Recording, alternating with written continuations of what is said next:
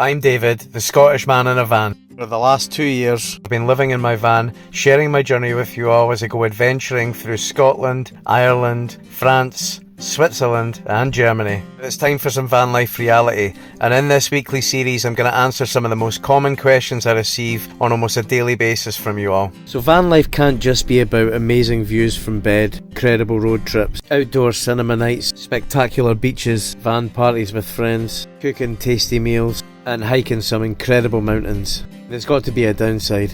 The hardest part about van life is when you're sick or when you're injured. At the moment, I'm not feeling well, for example. You can tell how tired I look. My throat's a bit groggy and just generally I'm just unwell. And it's even harder on days like this when it's pouring rain, so you can't really get out and leave the van. And I'm a big advocate for just going out and getting things done.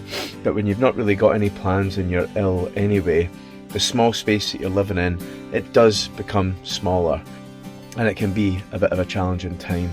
You do get used to it because it does happen inevitably. Your life's not perfect, you're going to get sick, you're going to get injured. For me, it's project the screen up, sit in bed, plenty of hot fluids. I'm going to make a nice big bowl of soup later. And just got to make the most of the space that you do have, maybe do a bit of reading or whatever, but it is probably the most challenging time, especially when the weather's bad. No different to being in a house in Scotland, to be honest, just the way it is, but the space does become a lot smaller. Last year when I was in Ireland, I injured my back. I had to basically stay in the van for 7 days, I could barely move. It was absolutely horrendous until I got physio so I could sort of carry on, but that was horrible.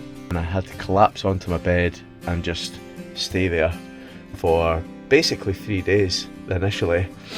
Couldn't really do anything for myself, couldn't use my toilet properly. It was horrendous.